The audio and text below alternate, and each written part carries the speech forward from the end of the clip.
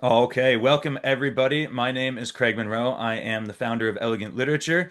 I am joined today by our most recent award winner, Elio Dray. Elio, welcome and congratulations. Thank you so much. I'm so excited to talk with you and just get into it. I've been really looking forward to this conversation too. You wrote an amazing story, Pink Vibrations. It's won the $3,000 grand prize and published in the 49th issue of Elegant Literature. That's Charmed and Chained. Anybody watching this, you can go read that story for free. And all 49 issues of Elegant Literature are free. So you can check out quite a few great stories, but Elio's is the most recent winner, and it is a fantastic story. So the first thing, Elio, I want to know, how did you feel when you saw award winner or contest winner underneath your name in the magazine? Like, where were you? What were the emotions going through your minds? It was so surreal. I felt like I was in Twilight Zone because everything was going wrong that day. The internet in my house went down, so I was trying to fix it, and I was stressed out about the results for elegant literature. And I just thought, like, you know what? I don't care. I don't care what's happening. If I don't make it in, it's fine. If I get honorable mention, that's also fine. But yeah, when I saw my name on the short list, it was a little jarring to say because I was not sure how this story was going to be perceived or even taken because I took a route where I think I understand that elegant literature doesn't do erotica, so I had to really lower it down to the most basic form of intimacy. And the fact that I saw it in the middle, which I personally think stories are in the middle are the winners. That's like my perception of it. So I was like, okay, I gotta relax, just scroll through the list. And then when I got to the fourth one and I saw contest winner, I nearly fainted. And I was standing, trying to fix my internet too. So I was like literally on a shelf trying to reach up and try to fix it. And then my mom heard me and she screamed and she's like, "Is everything okay?" And I just broke down. And I was like, I think I just won one of the best contests out there for writers. And I don't know what to do. So she sat down with me for like maybe 30 minutes, patting my back, and I'm just looking at contest winner. This is the first thing I've ever won ever, like in my life. I've always came second place in everything that I've done. So this was really like life changing for me. Wow, that's a great. Well, that's a great story on top of the great story. But that's really great to hear. That's kind of the reactions that make my job so meaningful to me, and make me so really enjoy what I do. So I'm very pleased to hear that.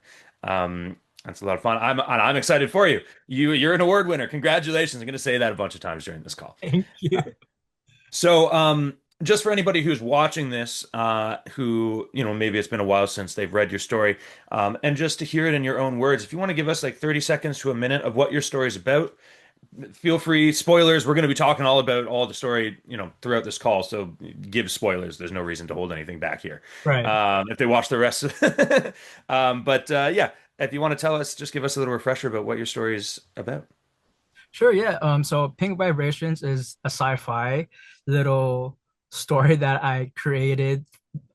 Prior to that, I actually did a submission for Not Quite Right's Flash Fiction, and it's been out since, or they opened the competition in, I believe, February of this year. So it's been a while since I wrote that story. And the story, the basically the prompt for Not Quite Right's Flash Fiction is make the unsexy sexy. And I had to figure out exactly what is the most unsexy thing that I can think of. And there's so much things that people consider unsexy that is sexy to somebody. So I was like, what's the one thing that everyone can agree that's disgusting? So I chose mold. Mold. I was gonna say science. Pretty sure science is sexy. It's so sexy. But I chose mold and I was like, how do I make this likable or even just make readers feel that they're not reading about mold, but they know that it's mold. And I thought about the idea of symbiosis, especially like I'm a big Marvel fan and I love like Venom and how they need to survive to the way for them to survive, they have to be with somebody and they have to work together. If they're not symbiotic for each other, then the I guess Venom's species dies. So I was thinking of something like that with the mold, and I just love that sensuality is such a big thing for humans, and I don't think it's meant for just one person or one gender, and we can all feel sensual or even just these feelings for people that feel like it's not boundless to them. And I really like that idea. And I worked that in and it's very erotica. So I was like telling my friends Far about, more than it is in the Elegant Literature magazine. yes, yes. So Okay. for at least for flash fiction, it was very much full on smut, very full on erotica. And when I was talking with my writing guild, I told them about Chained and or Charmed and Chained, and I honestly did not like the prompts because it was very different from what I normally write. And when I hear Charm and Chain, I hear like bondage or anything like that. And I was like, oh, I don't know if I can write anything like this. But I remember the mold story and it got a really good perception or even like reception to from my writing guild and they keep championing it and they keep reminding me that the mold story is good. So I was like, you know what? I That's want great.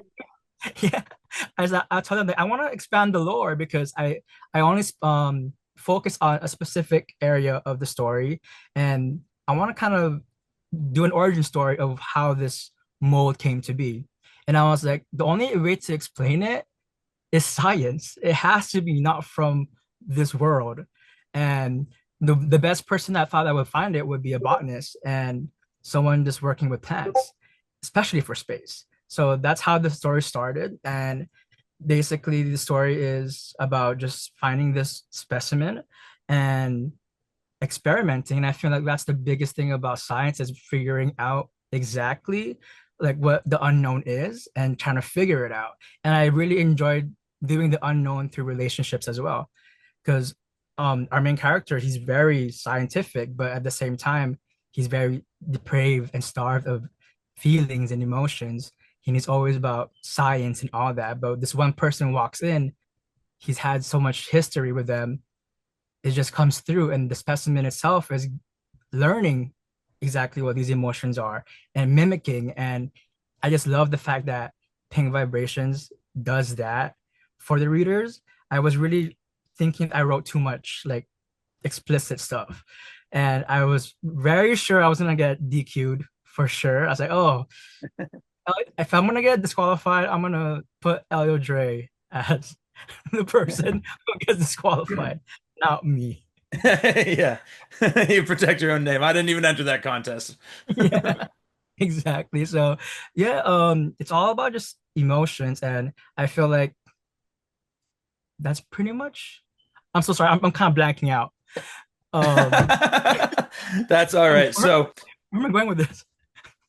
you're just giving us a refresher about what the story is about, and I think you've done a pretty good job of that because you've actually given us a lot of history of where the story came from, which is some of the questions I was going to ask. So it's perfect. Oh, Um, I did. Where was the question I wanted to ask here? You mentioned that you actually lowered the erotica level to sort of like basic intimacy from the original Not Quite Right version to the one that ultimately appeared in Elegant Literature. How much did you have to dial it back? Like, was it like pretty intense before? Because it's for us, in my opinion, like it's very sensual and it's basically got a sex scene but you just quickly skip over it like you kind of just mention that it happens pretty much that's what we have in elegant literature. I don't consider erotica. I kind of just consider it like a sci-fi romance basically. It's just got some great descriptions in there.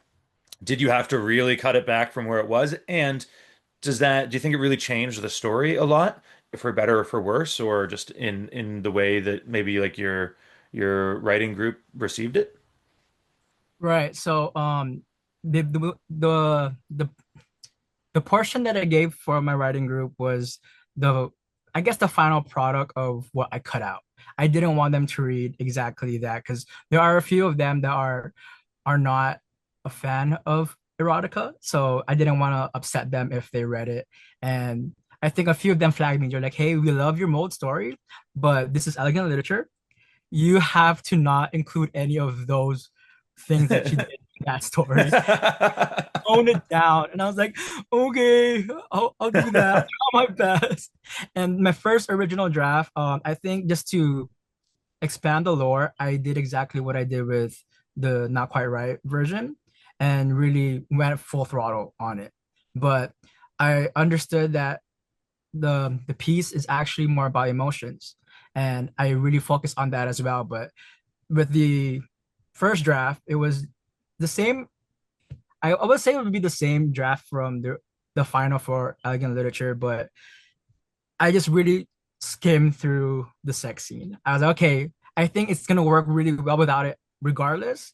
And it came through, especially with one of my favorite author friends, Carol.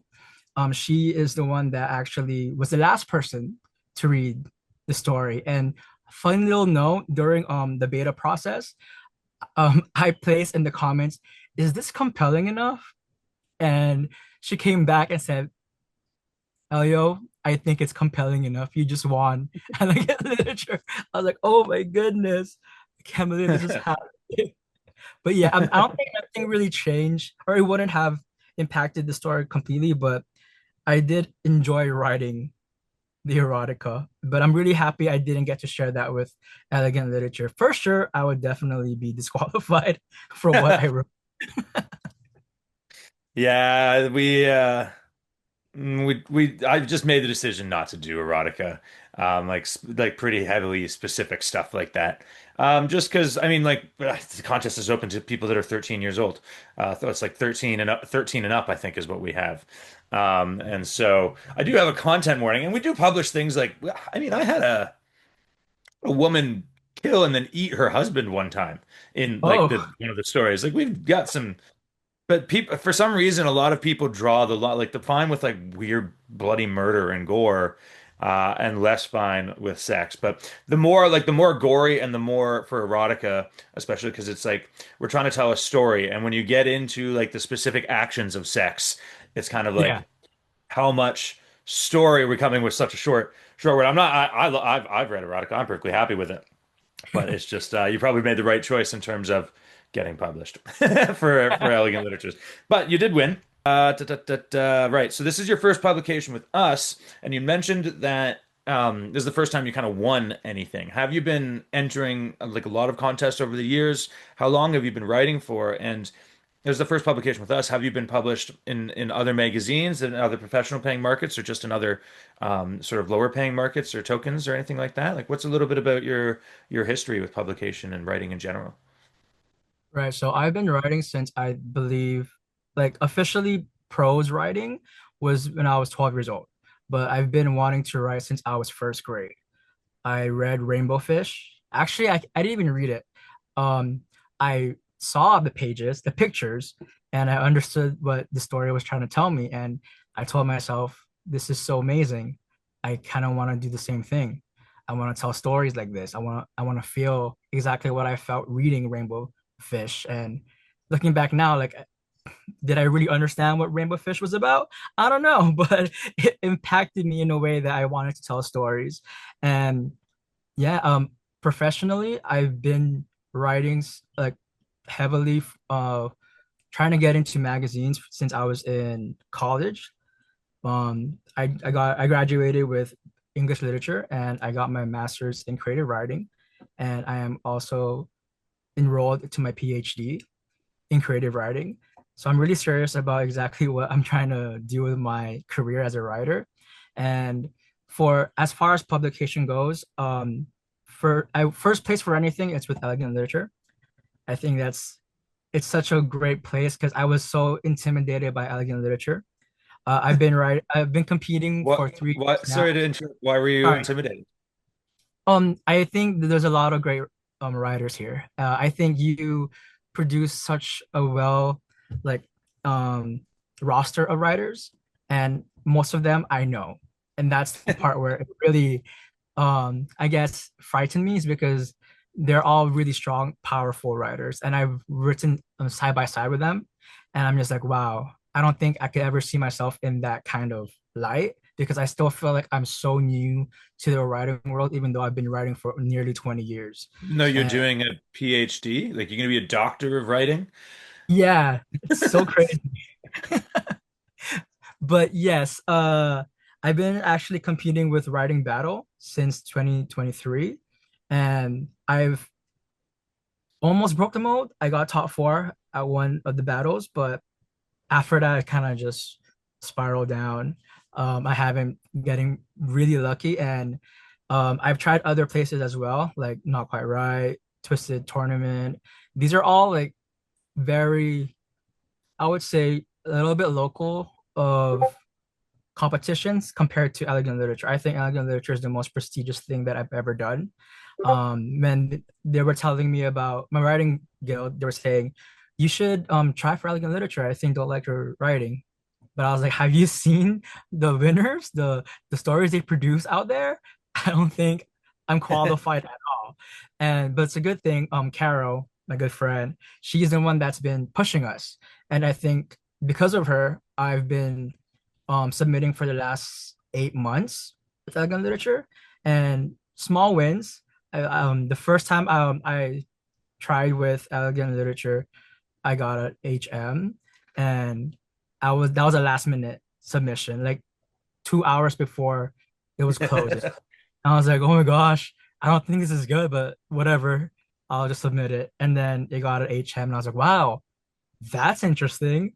Like I didn't think that was ever possible, and I felt like maybe I should keep trying with elegant literature to see exactly where it's gonna go. And I actually was really excited for my story for lasting legacy. I felt like that would have been something that I wanted to win at least because I put all my heart into it, and a lot of respectable authors that I really think are way better than me agree that I could win for lasting legacy. So I was like, oh, okay, pink vibrations. If it goes, it goes. It's fine.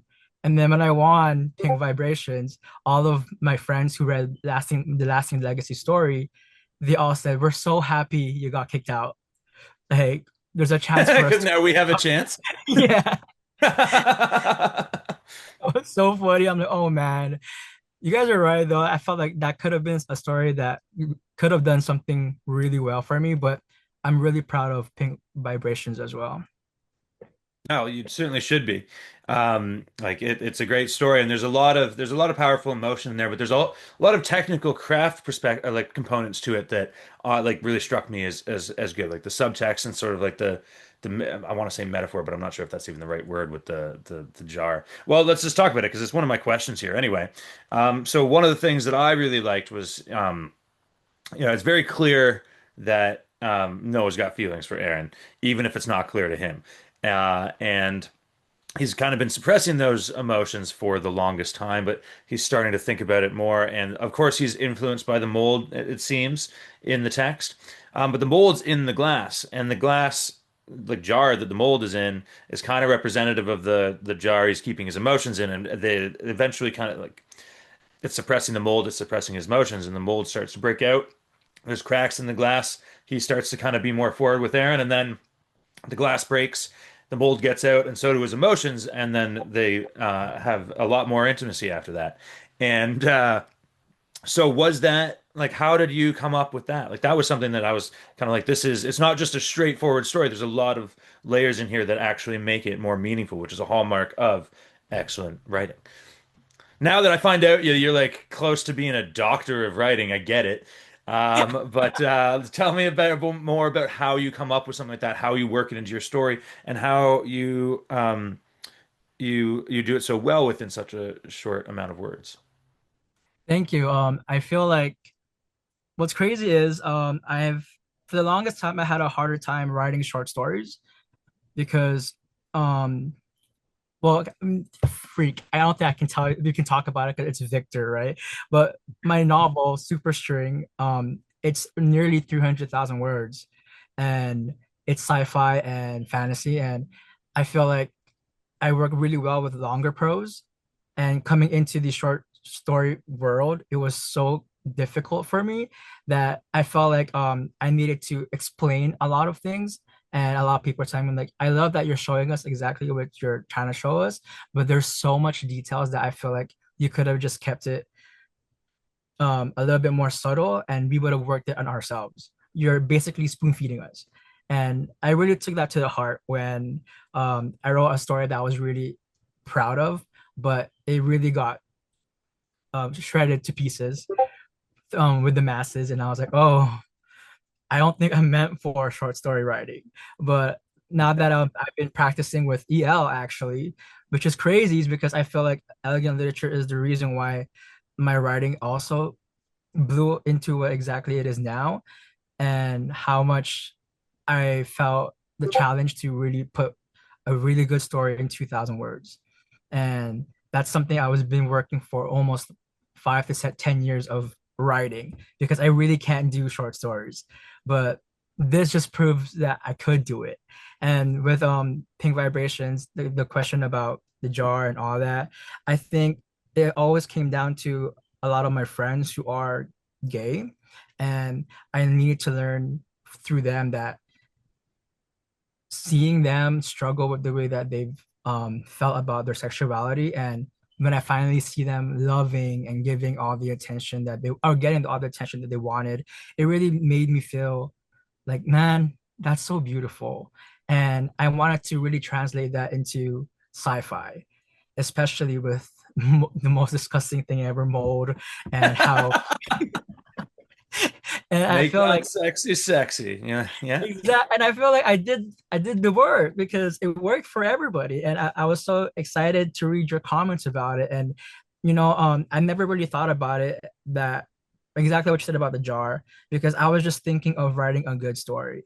I never really thought about like just the subtle messages that's within the text, which is great to me because I honestly did not think about that. But when you brought it up, I was like, that's so genius of you to actually point it out because I did not even think for 1 second about that kind of aspect. But now that you put it, I was like, wow, am I just winging everything and just hoping for the best thing and people will tell me exactly what's good about it and what they hate about it? I think that's exactly where I'm at with short story writing at least. So thank you for really like seeing the story for what it is.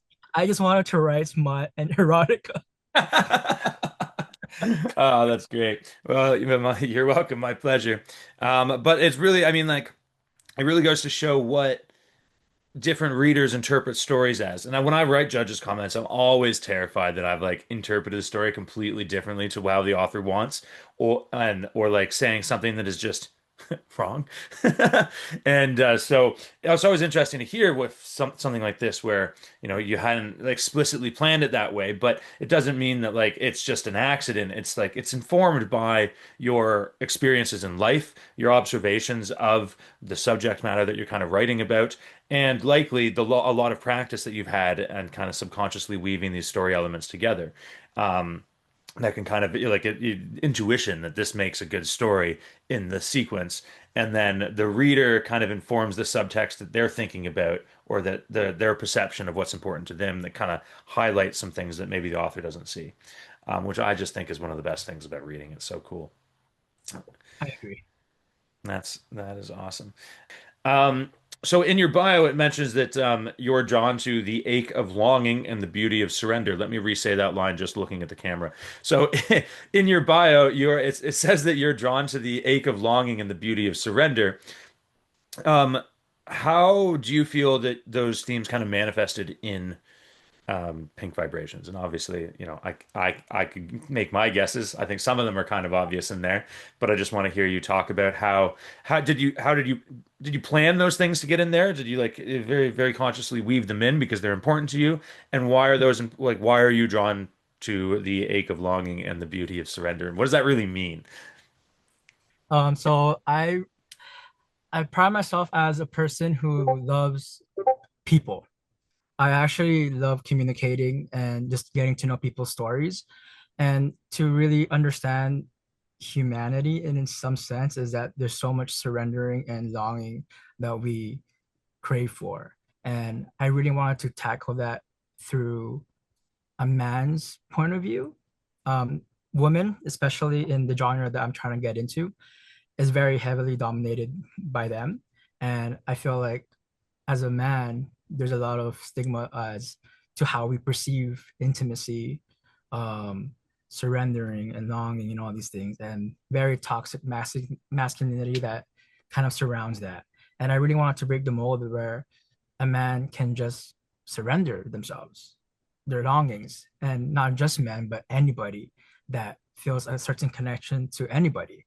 Even, it doesn't even have to be sexual or intimate in that sense.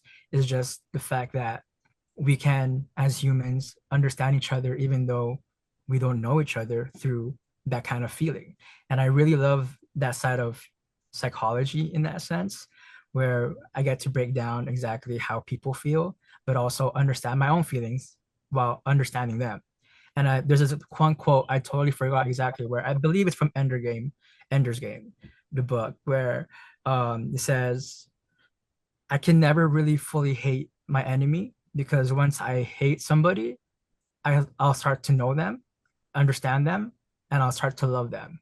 So I can never fully hate somebody. I'll always love them. So even if, for example, somebody did me so wrong and I hate them for what they did, but even as much as I hate them, I'm gonna start to think about them and understand them exactly why they did it, why they do this, and by the end of it, I'm not hating them anymore. Like I'm loving them because I'm understanding fully exactly everything about them. And I just feel that's so important to storytelling because there's so much things that's happening around our world right now. And I just feel like this connection of longing and surrendering is something that can actually be helpful for a lot of people. And there's just so much suffering right now in general throughout the world. And to have someone as yourself explain like how you feel about my story is something that I really wanted to bring out on people, not just like saying, oh, it's a good story. I love that you were able to like reflect on it and just really understand from your point of view of exactly what the story meant to you. And the topic itself is kind of like crazy, right? Like mold and mold sex and just all these things. But you can sit Space mold down. sex, sci-fi, Yeah. baby. And that the fact that you can just sit down and like, wow, that was kind of profound. And that's exactly what I wanted. That's as Elio Dray, that's exactly what I do for every story that I write, is to really just implement that kind of surrendering and longing in the stories I write. I think it's a good way to kind of go about emotion because surrendering, like longing and surrender as positives too, wherever it can be, is like it's emotions that everybody's experienced, and often has, I think, as you mentioned, that it's a bit of a negative connotation in a lot of times, but it can be really good. And what you're doing, I mean, any science fiction story where this is what my big thing with writing is, and the pattern that I consistently see with elegant literature, as the editor and often as the judge, especially when I'm the judge where I have to be picking like the single story to win. As the the regular judge, when I have a guest judge, I formulate the top 10 basically and the top 35, and that's um, sometimes a little bit easier because you're not stuck making that one final decision. Um, I always feel sick making it, but it's always like I always believe that I made the right choice afterwards. But the one that the pattern of the ones that I pick are always sort of the human element, like the emotional story is front and center, and the kind of the premise and the conceit that the author has created is really just the background and the backdrop and the foundation that lets that human story take center stage and kind of lets the emotions through. And that's exactly what happened with this. I probably made a mention of it in my comments. But that's the kind of story that I often find resonating most with me, kind of making me think about it later. That's one of the big reasons is, there was two stories in this issue that I was kind of there's three actually, but there's two that I was really trying to decide between. And what ended up, being one of the deciding factors is that one, like yours, I remembered quite clearly all that had happened. It made an impression on me, and I would be thinking about it outside. And the other one, I often kind of was like, oh yeah, right, it's so well done, but it's not made an impression on me. I'm not thinking about it later, and that's a big hallmark. And I think that happens when the human story is kind of front and center, uh, or at least like enhanced by the premise. And I think you did that really, really well here. And I'm pretty sure your writing group agrees with me, if not many other people. I know I've been seeing in our writing communities and things, people talking about how great the story is and how much they really liked it. So, I'm like blushing. congratulations again. There's no question there. No question at all. I do have a question. I hear because apparently you mentioned that you know quite a few people. I'm Caro is coming on to our preliminary judging team. For anybody watching this, she wasn't on the preliminary judging team when Elio's story was picked. But I know other writers in the community who know you, and I've had a bunch of people reach out to me and just say how pleased they are that you as an author have won this contest with this story because you're very deserving of it, because you're a very positive influence in the community, very upbeat and pretty well universally liked, is so I hear. So I don't know if they say that to your face, but I'm relaying the messages that I've got from people who know you. And I also heard that your friends baked you a cake in celebration of that. Is that true? Well, it is true, but I was the one that made the cake. And Well, that's a little different than I was I told. was so excited. I was like, what do I do? I don't bake. I will bake today. I'm gonna bake a cake. So I did that. And what's funny, because I'm trying to really keep the secrecy going. I asked my brother to use his hand for the picture. So because I have tattoos. So it would have been so obvious that it was me. So I was like, can I use your hand? And he's like, yeah, go ahead. It's like, okay, just pretend you're about to get a cake and that's it. So I took the picture. And then now it's like one of the most funniest things ever that I've ever done. That is hilarious. I actually have a picture of that. So when I asked you, is it true? I already knew it was true because I have a picture of the cake, but I didn't know that you baked it for yourself, which is hilarious. But so maybe we'll throw the picture up on here to see that it is in fact your brother's hand, which is great. And then of course you do this interview and you're showing off your tattoos.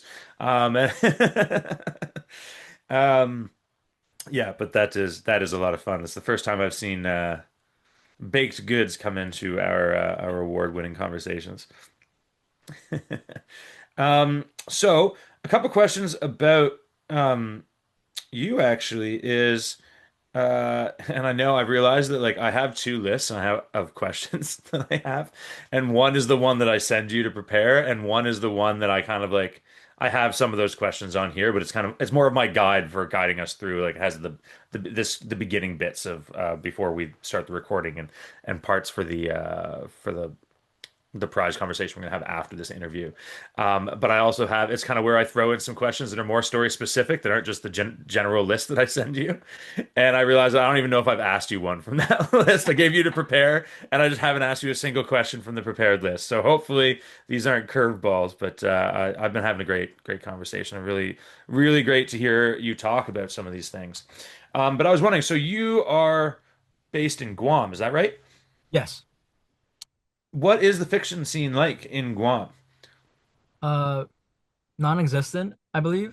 So the fact that I'm entering these competitions and placing myself from Guam and just because I'm Filipino and it would make more sense that I represent Philippines, but I most of my life I grew up in Guam and I learned a lot of the values that I place in my books, which is family, finding your roots, and especially community.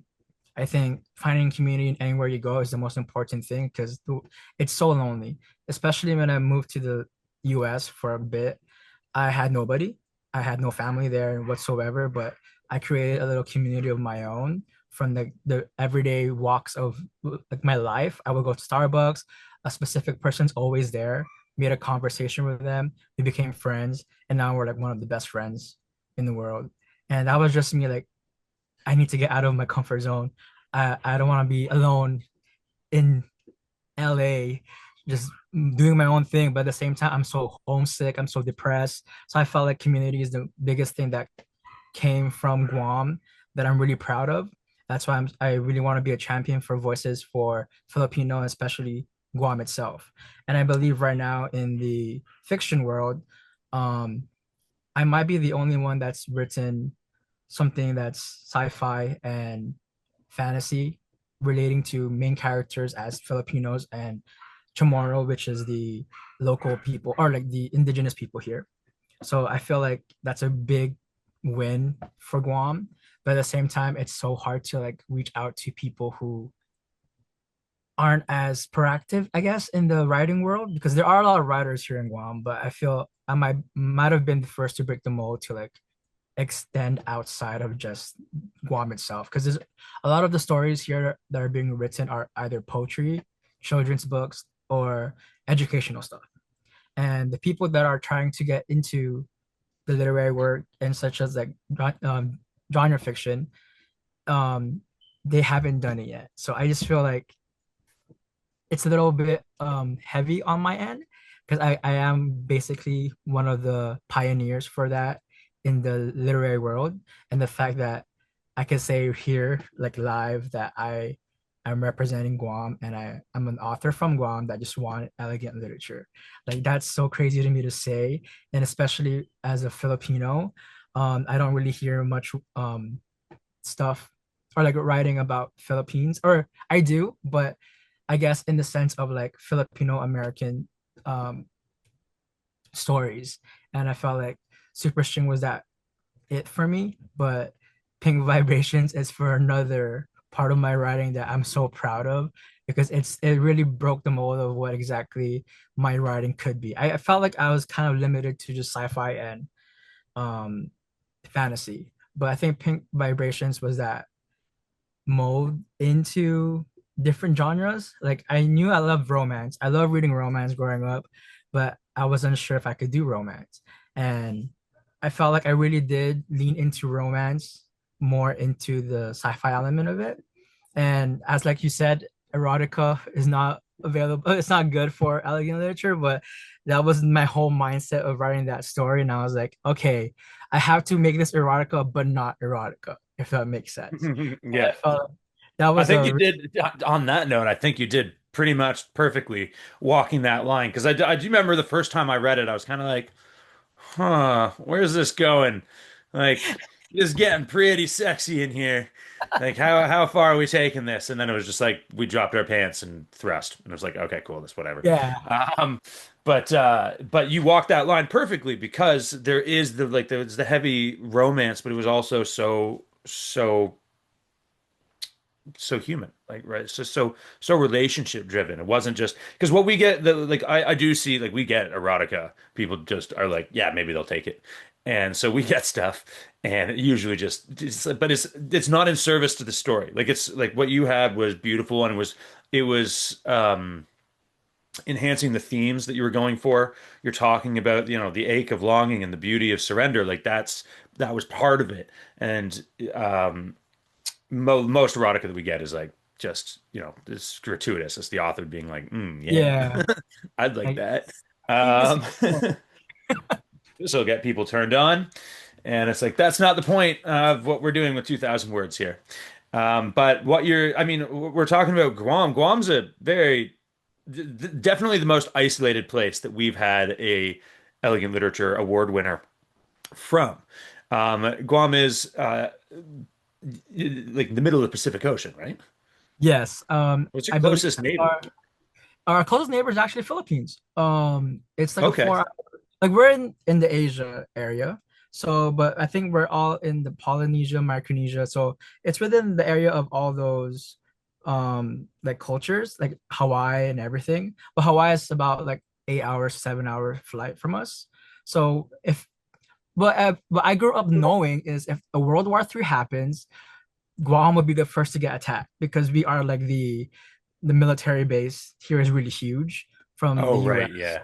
Yeah, so like the best plan of action would just to destroy Guam and like anything like I guess like weapons and all that kind of stuff will be destroyed because Guam is down. And I think that's so scary to think because there were so many times where North Korea or somewhere in the Asia was threatening to bomb Guam.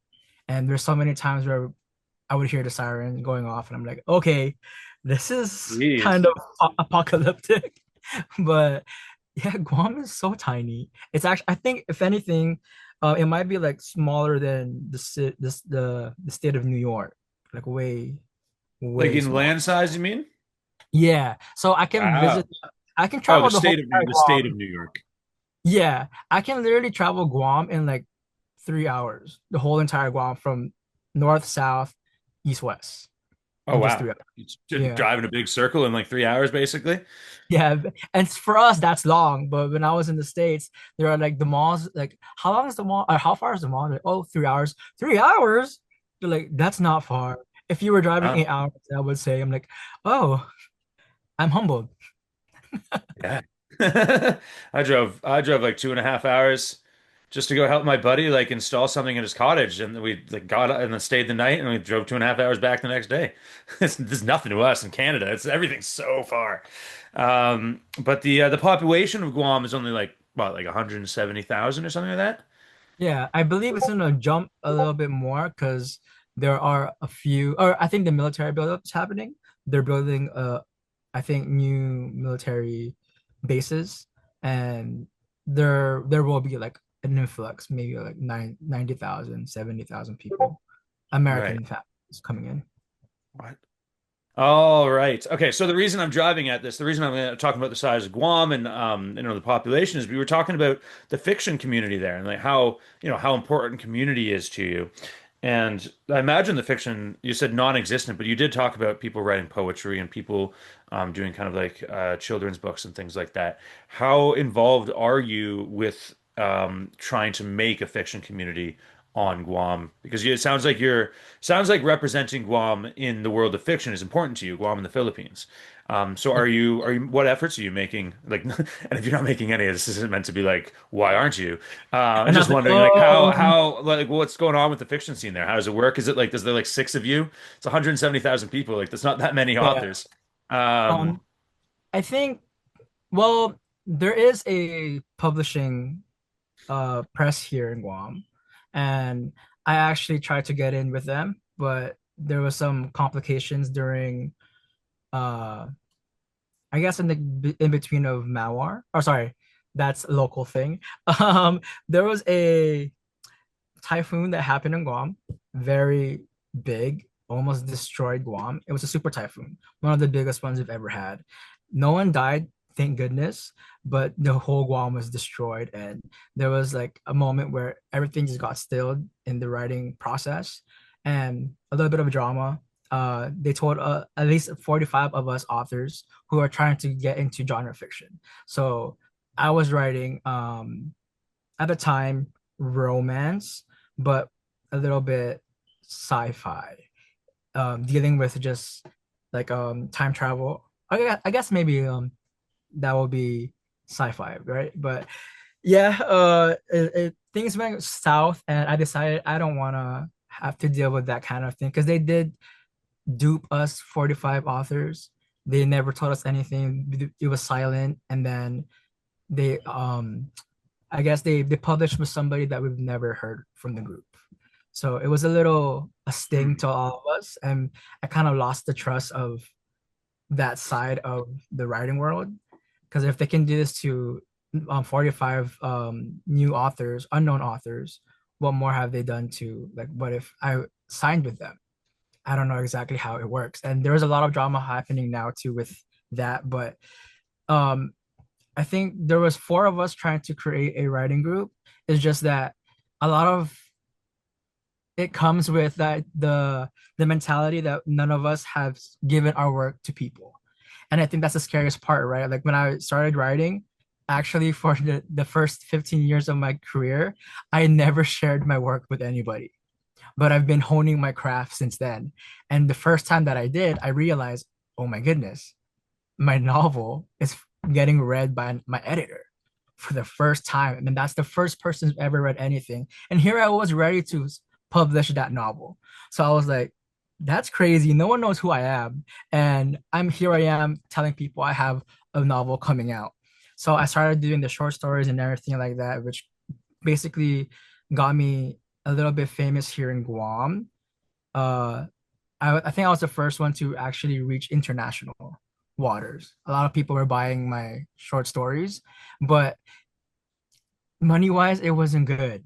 Like, I don't think I was breaking anything because, um, what's it called? I went with Ingram Sparks and it was like 5 cents I would be making per copy. And I'm like, what the heck? And at that point, I realized like I have to be somebody first before I actually break even. And I tried doing the indie author thing, but it was just so complicated. I had spent almost $10,000 of my own money trying to produce my novel. And at some point I almost gave up. And I think the community is what really helped me. And we were really trying to build that for everybody else because I think it was so beautiful that 6 people believed in me. And here I am today, like with a published novel, elegant literature, and just all the people that I've met. And it's because of those 6 people, like, hey, you're a good author. Just try your best.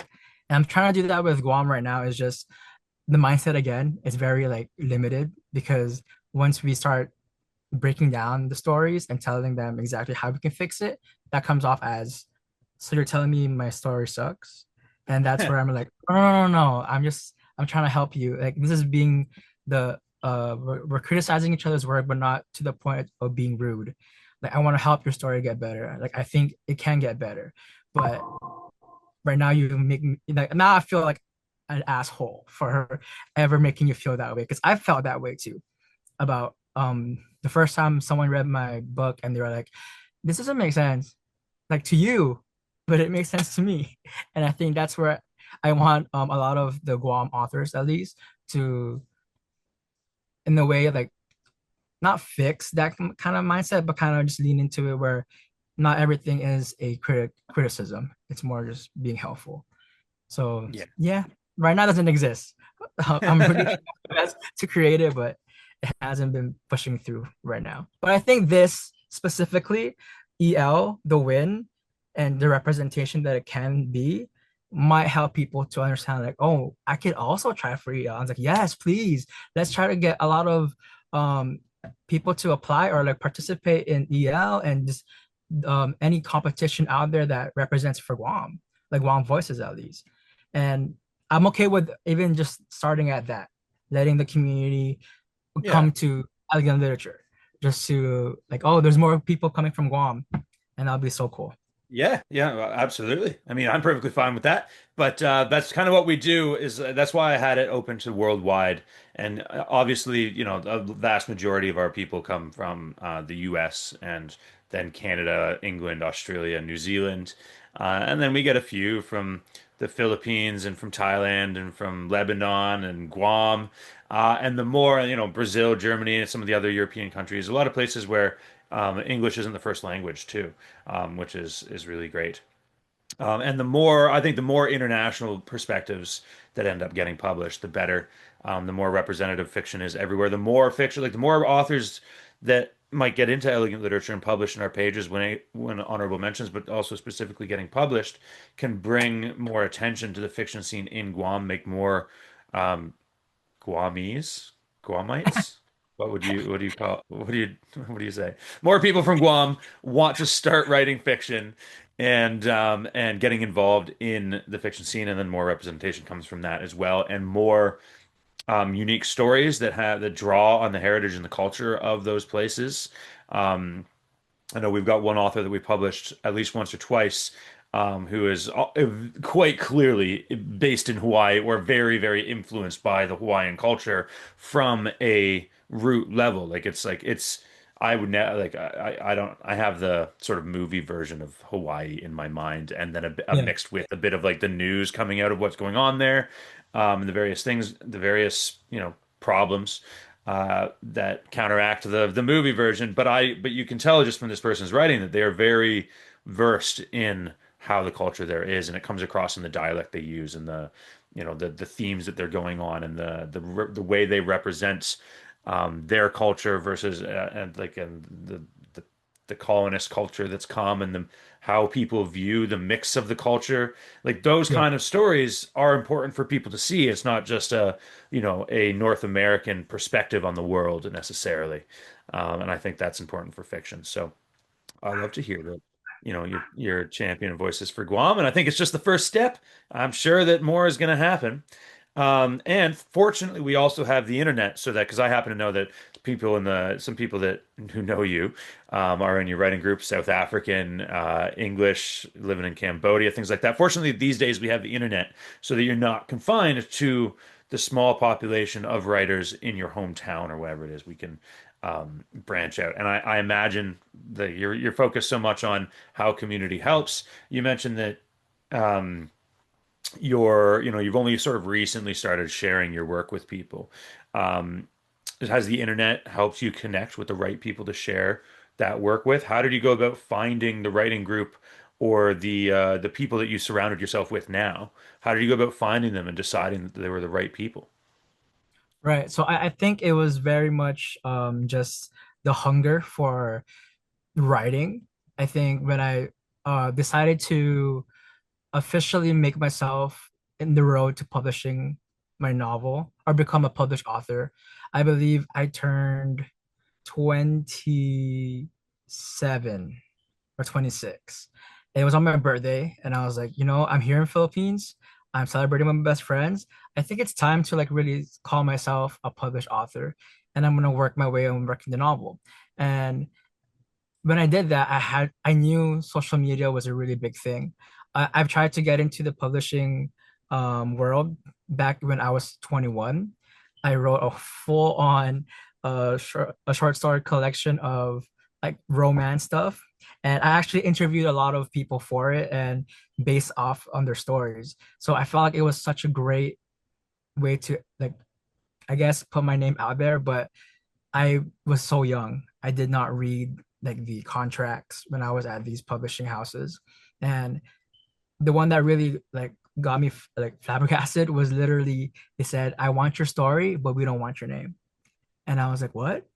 They're like, "Yeah, your story is amazing." And I based it off New York because New York is my dream city. I fantasize about that, romanticize about it so many times. And I was like, I've seen the movies, I've seen like all these things, and I love New York. So I placed it there, but they were like, "Hey, so this is a Filipino publishing company, so we're gonna get your story, but we're gonna turn it into the Philippines instead of New York." And I was like, "But that's not true to the people's story that I'm trying to tell. It was based there. I spoke to New Yorkers. These are their stories, and I feel like I'm doing an injustice to that." So after all that, I felt like the traditional publishing wasn't for me. I just felt like there was so much limitations in what I was doing. And after I reached out to making the social media and all that stuff, I found indie authors, and I didn't know there was such a thing. I think that's how secluded I was in the writing community, is that I worked so hard on honing my craft, getting an education for it, doing all these things. I didn't realize there are people who don't like traditional publishing as well. And I found them and I created a little group with them, and that extended into one of them joining Writing Battle. And I was like, "What's that?" And they're like, "Oh, it's like a competition where you can win actual money, but us authors judge each other." And like there's no professional judge, it's just us authors. So it's pretty cool that authors are judging authors that know craft. And I thought that was pretty cool. Like considering like of course, right, judges normally would be like a master in the art itself, or at least have a better understanding. But I thought it was such a cool idea to have the same level of skill and us judging each other, if that even makes any sense. But I really like that, and I posted, "Hey, I have an IG if anyone wanted to like link up and just have a little group and talk about results, craft, anything." That formed into that, and then it grew into more. And then I found Carol and them through Writing Battle as well. I believe I became a panda in Writing Battle. So a panda is someone who gives feedback, and one of the best feedbacks, I think. Like only two people can get it every battle, and I got it Wow. because Yeah, and so it was really cool. It's one of the coolest trophies I've ever won. I mean, I would love to get a gold trophy, right? Like to put in my profile, but the panda was really important to me because I really wanted to just to show people that I do listen and understand their stories. Even though like I'll see that the writer isn't as skilled as let's say another writer who's been writing for 10 years. I still want to like celebrate them, even though there's a lot more to work for. But I think the feedback that I've been giving has been very positive, even though there are some like things that they can improve on. But I always encourage like keep trying. You lost this one, but the next one could be a higher ranking or even a better. You could win it. And I think that's like the most important thing that I've learned through the community, especially with my writing guild right now with Carol. Um, when I Carol found getting a out ton of shout outs in this call. she is the best. She pulled me in. She's the one that reached out to me and told me like, "Hey, well, we heard a lot of great things about you. We would love to have you in the group." And since then, it's been a year since we've been all talking, and just yeah, I feel like if I didn't have these people in my life right now, like I don't think I would have survived as an author. I think my writing would have definitely plummeted and stopped. And I think literally, if it wasn't for Carol pushing all of us to try elegant literature for the last year and a half, yeah, I think I would have given up on writing. I threw my whole life for this. I quit my job to become a full-time author, trying to make ends meet, but I just felt like the numbers weren't adding up. I was thinking about finally going back to work, and it's been 3 years since I quit my job. Oh, So wow. yeah, and I thought it was working because okay, that's also my question because I've been selling physical copies, and I was unsure if that's like oh It can be harder to make money on physical copies. It's like you got to yeah pay a lot more to create them.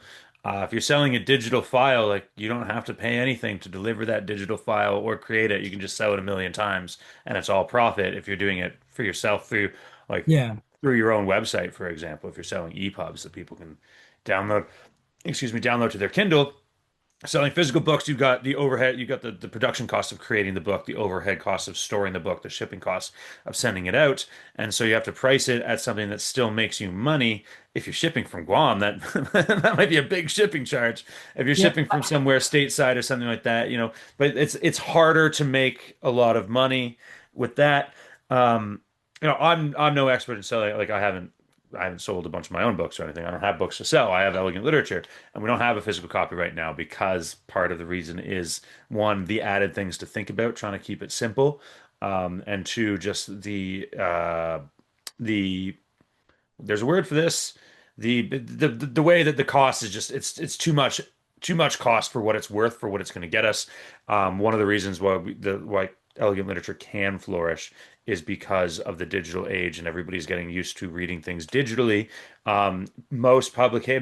Many publications, especially in the magazine and journal world, they die if they make physical magazines. Like what the strategy that I understand to do, and what I'll eventually get to, but what I've heard from authors who have had success selling their work is one, you have to be marketing yourself. So just kind of selling the work isn't yeah isn't enough. That's the problem. That's what I hear you talking about, how you didn't want to share the work with anybody, and then you were a total unknown, so nobody's buying your work.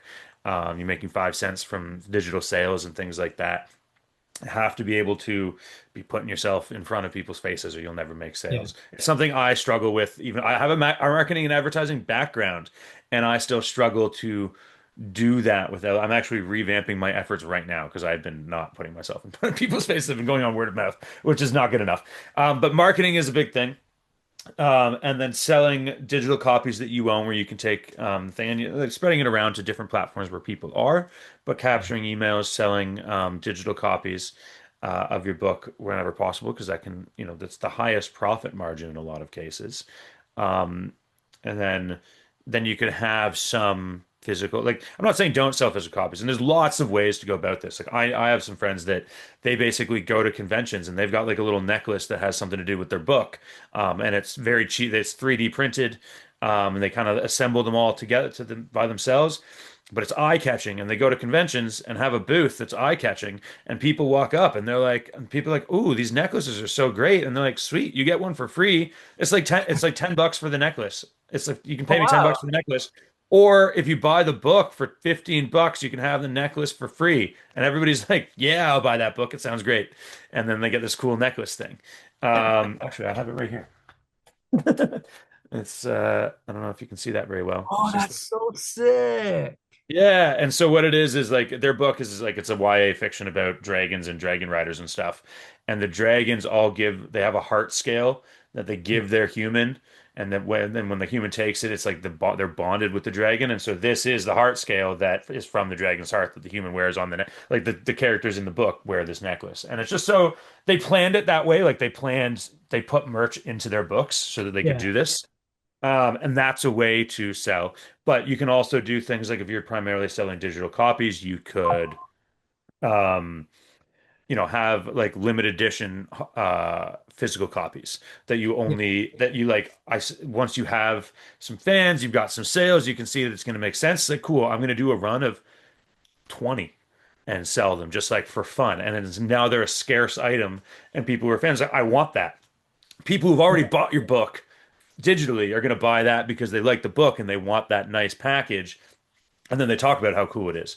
And then you have another run of 20 that you send out to influencers to talk about your book and things like that. Like there's ways to do it. Physical, I think the days of just having a physical book and that's it, selling it to bookstores, especially as an independent author, like if you were going to pretty much not having a digital copy would be insane anyway. But if you're going traditional publishing with a big publishing house that has a lot of power behind it and they can Yeah. absorb the costs for the runway to make your sales and get big bulk discounts to increase profit margins, sure, physical books are great. If it's just you investing your own money, physical books are a very big gamble in order, like, versus a lot of other things that you can do to lead up and have them kind of in mind for later or use them as Yeah. special promotional tools and things like that. Does that answer your question? Yes. Because that was literally like the issue is I cannot be a marketing manager of my own work and write a damn book. It's just It's so hard. realistic. Yeah, like right now I'm writing two volumes of the sequel of my stories, and they're literally 3 books each. So it's 3 books in one each volume. And that's like roughly 300,000 words for each volume. So I'm trying to like keep a timeline exactly of how to do this because if I don't do it in the next 2 years, I'm irrelevant. Like the story is like, oh, it took forever to came out. I don't think I'm like interested in reading it anymore compared to like people who write romance or romanticy and they're dropping books every like freaking 3 months. And I'm just like, whoa, how do you guys do that? Like, how do you push out like 10 books in a year? Like, I can't do that. Like, one book is gonna be maybe 3 years at most for me to write because I want to make sure it's the best version of that book, considering like it's a fantasy. And if people are like, hey, your magic system doesn't work in this book, how come something's wrong with that? Because I did it in 3 months, guys. Like that's literally why I don't want to do that. But yeah, I thank you because I did order like I think 200 copies of Super String and physical, but it was a lot of money. And at one point I was like, man, this is so rough. Like there's a few people who already read it and they believe it to be like their favorite and they want it to become a Netflix film. Like that's so cool. Thank you for telling me That is that. nice. Yeah, but where's the rest? Like where are the people who bought it and hasn't even read it yet? That's why I'm like, I understand now that writing or at least novels, it's a big gamble and independent publishing is really hard just to like maintain it yourself. And I think I'm leaning more towards the digital now. I've been doing physical for the longest time and it has helped me make money, but it's so slow. I think like let's say for example, a month, right? I would make at most $90 and my book is $30. So I always sell like two in a month. And digital copies are worse because I can't even make money. And I'm like, people can buy like 300 of it and I'll still make $90. Like it doesn't make sense to me. So I'm like, oh man, this is so Well, hard. fortunately, part of the prize that you're going to be getting today that you actually may not know about is a lifetime membership to Elegant Literature for all of the education that we have to help you on the way. So we got something like 100 hours of recorded trainings in our library right now, and we've got live classes every week with award-winning authors and agents and editors and other professionals. So we've got a 5.5 hour course on self-pub prep, which you may be past by now, but there might be things for the next time in there. We've got how to sell your book using ads, like that. We've got stuff in there that's going to help you with your self-publishing route for sure, and also maybe things you might be interested in for craft. So that's we're just going to be giving that to you basically, and Thank I'll you. explain that. I'll explain that after the call. But a lot of these questions and concerns you may find answers in the different perspectives because it's taught by all sorts of different people who have had already achieved success or have some experience in that subject matter. So I'm pretty sure that's where I kind of had the ideas that I just talked about with the selling the physical copies and how that works and the order of things. Maybe I learned it in there by attending these classes every week. So that should hopefully maybe help Yes, it does. with guiding you through the future and giving you some strategies for finding some success a bit quicker. Because what it sounds like what you're having is financial and marketing struggles rather than issues with the craft or the reception of the book. So those are much more easily fixable than a bad book, Yeah. um, for sure. Okay, so where did my tab go with the questions? We are coming towards the end here. There's a couple questions that I definitely wanted to ask you. Um, oh yeah, so I mean, I asked this to everyone. I feel like I know the answer now.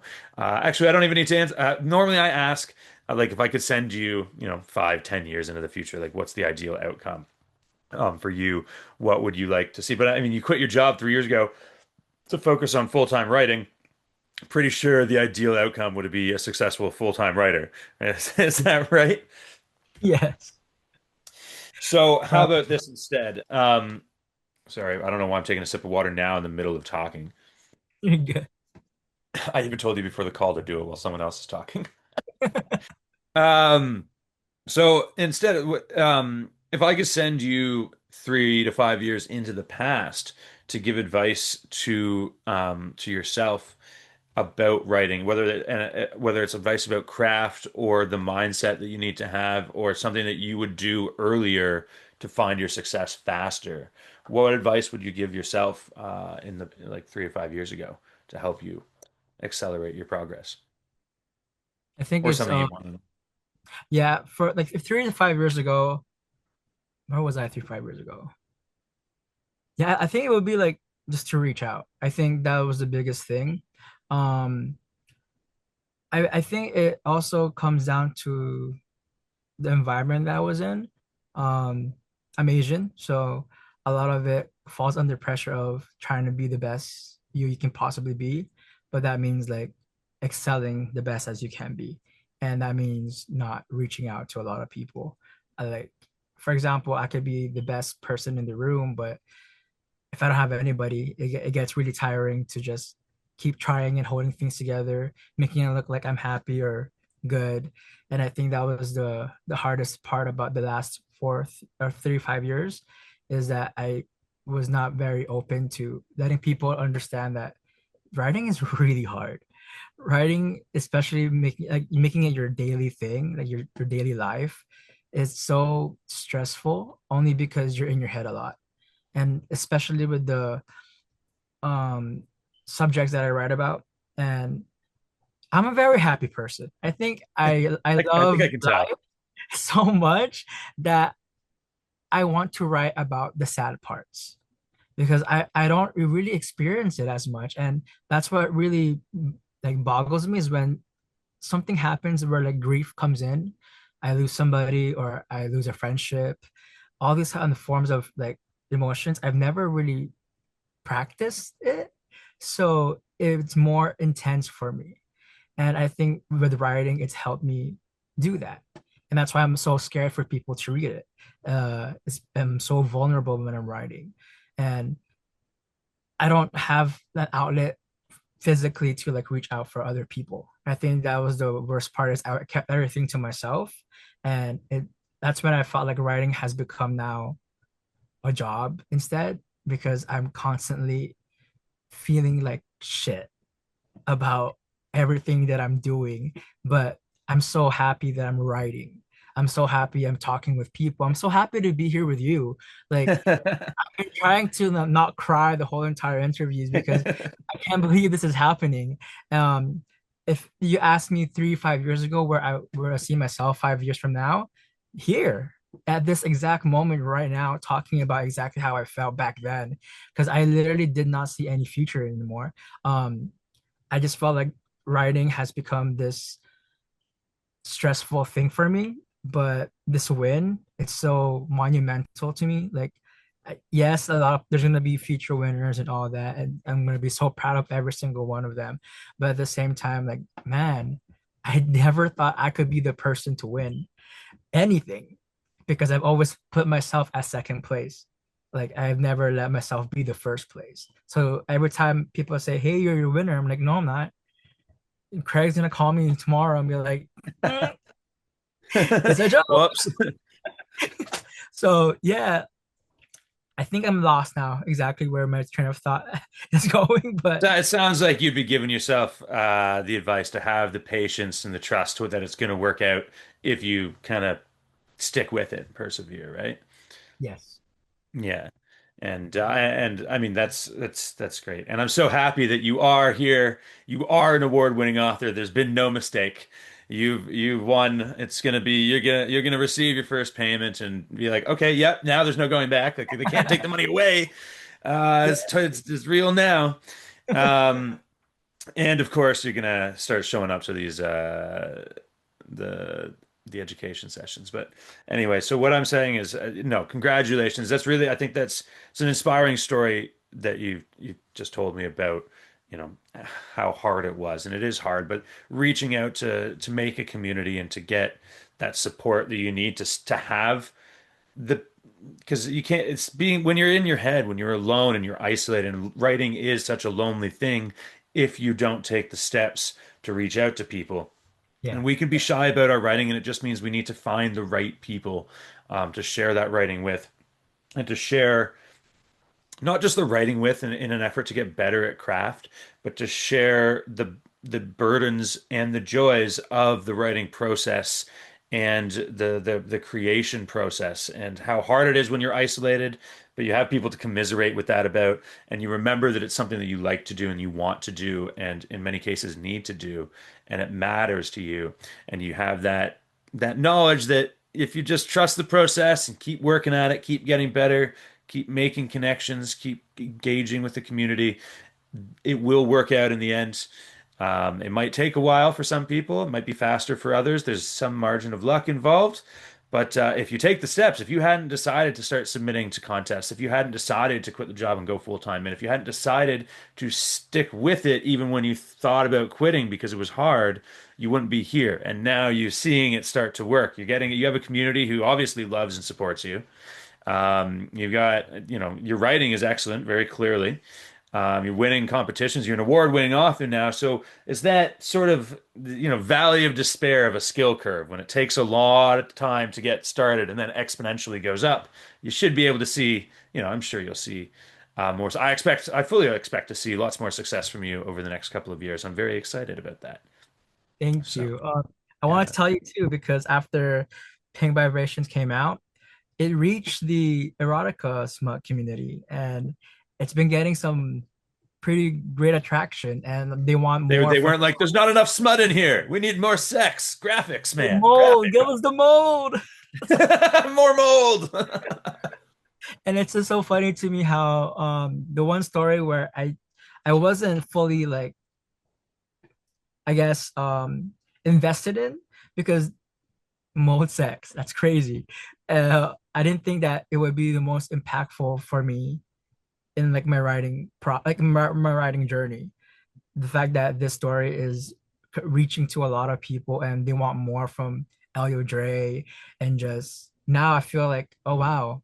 I mean, Super String is still my baby. I still feel like it's a culmination of all my life's work, and whatever I do after that is just gonna get better and better. But Super String is my baby, and I want it to do success. I want it to be successful. But Elio Dray can also do that at the same time with the mode sex. So I hope Yeah. that's No, that is great. Um, okay, and yeah, sorry, just checking my notes to make sure I didn't miss anything. We gotta. I had lots more I could ask you. I'm enjoying hanging out, but I'm conscious of one, it's getting late for me, and we set this as 2 hours, and we are three-quarters of the way through that, and we still have actually quite a lot to talk about after the interview portion. But I was wondering if would you say that elegant literature has helped you on the writing journey, and would you recommend us to other writers? And if you could say elegant literature in your answer, that would be really great. so. Yes, definitely. Elegant literature has completely changed the trajectory of my writing in the sense of so much craft building. I feel like each story that I produce for elegant literature has been so high stake, high concept that I could always turn all of them into a novel itself. And that's what I really love about places like this, like competitions like that, where I can really not drop, I can create a story and still continue that in any shape, way, or form. But elegant literature has been that one consistent place where I was just excited to write about. It wasn't about the money. At first it was. I felt like, wow, $3,000? That's amazing. But after the first story I produced from it, I just felt so content with the way that I've written things. And yes, I love writing battle, but I felt like the stories that elegant literature has produced from me are one of the best ones I've done so far. And it really shows how much I've grown as an author, considering like my first one was an HM, and then now I'm a winner. And I felt like that's a big jump from just 7 months. I would have thought at least like in 3 years of competing in elegant literature, maybe I would have break the mold of getting into a winning piece or even publishing. And when I did first publish with you guys, that was such a like a breath of fresh air. I was like, oh my God, guys, I'm getting paid for a story that I paid $10 to get into. So that was really cool. And I would definitely and the fact that you guys are doing it for 13 years and up is such an amazing thing, because I started writing when I was 12. And the talent of writers these days, especially kids, has grown exponentially. And I feel like elegant literature is the best place to really challenge that for them if they really want to compete in such a really cool but also serious competition where the writing is always top notch. I don't think I've ever read any, even I beta read for some stories before, and I don't think I've ever thought like any of the stories were low quality. It was always very much pro level. And that's why I was so intimidated by elegant literature. I was like, elegant, and the fact that elegant is the name is what makes it much more intimidating, because it is elegant and it's so prestigious, and I just love it. And I would love more people to find it and compete and just see the tally of the numbers of submission to be like 1,000 members, like that are 1,000 writers who submitted for the competition. Like, that's crazy. And I can see elegant literature becoming that. And I just want to say thank you again for always giving the opportunity for a lot of us to just express our own writing and just make it about us. I think that's the most important thing is all of us are just trying to prove ourselves that we're good writers, and you always let us know that we are. So I really thank you for everything that you've done. Well, thank you so much for that. That means a lot. That it I'm lost for words. That was really nice. Thank you very much. I know I asked you as a cheeky way to get the answer, they get something like that, but it's really nice to hear the conviction in your voice and to hear that that's how people think. And I don't want to intimidate writers, but it was a delicate balance because I also want to make a magazine that's considered to be prestigious, which means that when you get in, it helps your career more than something Yeah. that's like, oh, who cares about this thing? It always sucks. And so it's a balance of trying to encourage writers and also keep it a weirdly prestigious thing. So I'm very glad to hear you think I'm doing well and that we want more people to see it. So yeah, thank you so much. We're trying to make a difference. So I think that's what matters. And you have greatly. Thank you. Yes, I mean, especially now because traditional publishing and even self-publishing too have such long runways in terms of time to get things started. Like if you get an agent, and the agent sells your book, and then like 18 months to 3 years later, it's getting published. It's on the shelves. It's a very long Yeah. time. So the fact that we are just beginning our fifth year of operation now, and we have seen people that have come through.